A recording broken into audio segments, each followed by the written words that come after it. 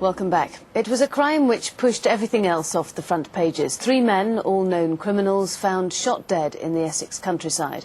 It was a cold-blooded, professional killing. The victims had many enemies, but which one wanted them executed?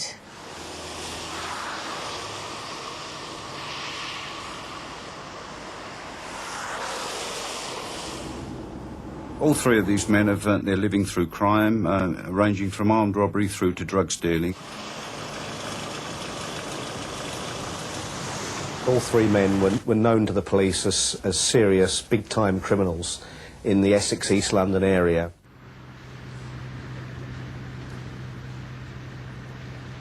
All 3 men had reputations as being incredibly hard and very sort of tough and uncompromising. I think it's recognised that these men were no angels. They were professional criminals.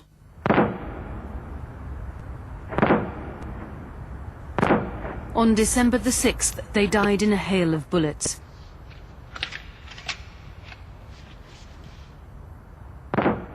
Was it a contract killing, or did the men know and trust their assassin?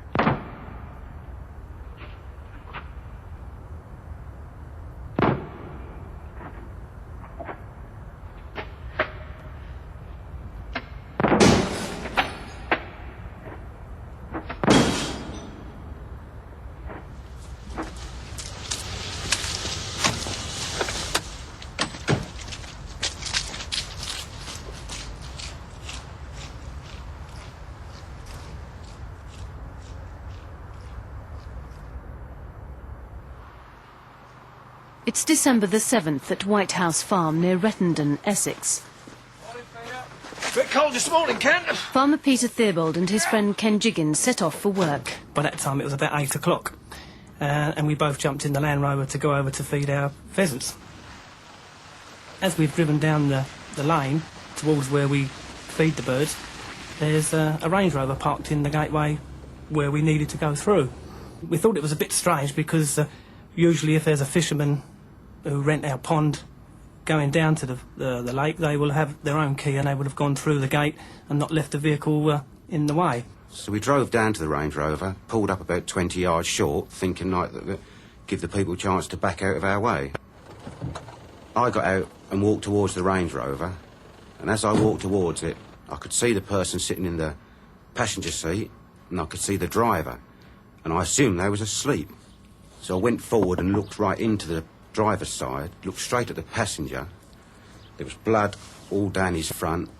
The driver was sitting with his head to one side, with blood on his face. Peter! There's 2 dead bodies in here! I'll call the police! I got out of the Land Rover to have a look for myself, and when I've looked in there, there was also a 3rd person in the back seat. There's another one in the back here!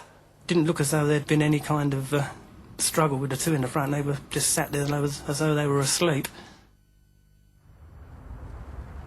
The 3 dead men had long criminal histories. Their leader and best known of the 3 was 38-year-old Tony Tucker, a feared underworld figure. He was what the police would describe as a top-drawer criminal. He was a man who'd amassed a very large amount of money from the importation and distribution of drugs, mostly in the Essex, East London area in the last couple of years. There are some estimates that say that he may have actually made as much as £1 million this year alone. That money bought a lavish lifestyle with a £250,000 home in the pretty Essex village of Fobbing. Tucker rubbed shoulders with the rich and famous. He regularly acted as minder to super middleweight boxing champion Nigel Benn and lived a glamorous life in the club scene of the South East. I actually came across Tony Tucker at a couple of clubs, and it would be quite obvious when he entered because everyone would sort of rush over and want to shake his hand or say hello or pretend that they knew him perhaps better than they actually did. It was quite obvious that he had something of a reputation amongst them. Tucker also ran a legitimate and lucrative business supplying security to nightclubs all over Essex and East London. He used his influence here to market his drugs. Tucker had connections to the nightclub security industry. He would know an awful lot of bouncers, and he'd either use his friendship or he'd bribe people to allow him into nightclubs with large quantities of drugs, and then approach dealers within those clubs and sell drugs to them. 37-year-old Patrick Tate was the most violent of the 3 murdered men. Tate had built a reputation for himself as a very difficult character to deal with, very tough, very quick to use his muscle to settle any sort of dispute. He was a man that you didn't mess around with, and he played on that reputation. The owners of this Essex takeaway can testify to that. Unable to supply him with exactly what he wanted, Tate wrecked the restaurant and beat up the staff. But the man who could fly off the handle in a moment was, according to his family, also a loving father, partner and son, whose short temper was heightened by the influence of drugs. Tate was a steroid taker. He was a dedicated bodybuilder. This exclusive footage was shot when the 18.5 stone 6-footer was serving a 14-month jail term in Wandsworth Prison. In jail, he was able to indulge his hobby of bodybuilding. Without the gym, you'd be lost, you know what I mean? There's nothing to do here, right? And when you're over the gym, you're in a different world, and you forget about prison, you're training, you know what I mean? The third murdered man was 26-year-old Craig Rolfe. He was somebody that appeared to have been recruited by them or become friendly with them, and they used him a lot as a go-between, as a gopher, driver, a general hand.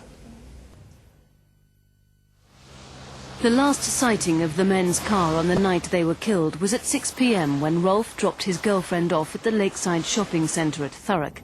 Detectives believe he then picked up Tate and Tucker and headed north along the A130 towards Chelmsford. This was rush hour and the metallic blue Range Rover, registration F424NPE, would have had to stop traffic as it turned across the main carriageway into the remote bridleway near Rettendon where the killing took place. It could have held you up. Did you see it? What time was it? Did you notice anything unusual that night? The Range Rover was bought just a few weeks before the killing. Police want to trace anyone who's been in it. Have you been a passenger, or do you know someone who has? The murder probably took place between 7 p.m. and 9 p.m. on Wednesday, December the 6th. Both Tate and Tucker had dinner dates at 8 p.m. that night, and despite having mobile phones with them, neither rang to cancel. Police believe the men had used the location before and knew and trusted their killer, a man they believe will kill again. We believe it was a meet to further a drugs deal. It's clearly a place that they would have been told to go to. It's not the sort of place that you would just happen upon. It's not a lane that's very well known to anybody in the area. It is my view that if they thought they were in danger by going down this track, they would have armed themselves. In view of the fact that they haven't armed themselves, it tends to suggest to me that they were meeting a well-trusted friend or associate and did not fear for their own safety. The killer fired 8 times. Police think he used a 3-shot pump-action 12-bore sawn-off shotgun. It was a clinical killing, the assassin reloading his gun twice, walking around the car to put another shot into Tate and Tucker. The 3 men would have had no chance to react. It would all have been over in a few seconds. I've tried to figure out in my own mind the sort of person that I'm looking for in this offence. I think that I'm looking for somebody who is cool and calculated and prepared to kill 3 people at point-blank range without giving it another thought. That takes a lot of planning, it takes a lot of nerve, so this man is a fearless person, I would suggest. The murder scene is an isolated track not far from White House Farm. It's a favourite location for gun clubs, so gunshots after dark is not unusual. The killer must have visited the area in the days before the murder to plan the killing. Did you see anyone acting suspiciously in the lane in the week before the murders? Perhaps an unfamiliar vehicle parked there. If you have any information which might help detectives, then call them now on 01245 328 233. That's 01245 328 233. Alternatively, you can call Crime Stoppers on the usual number 0800 555 111. It's time for another break now. We'll be back in part 3 asking for your help to catch a fraudster with a love for the sea.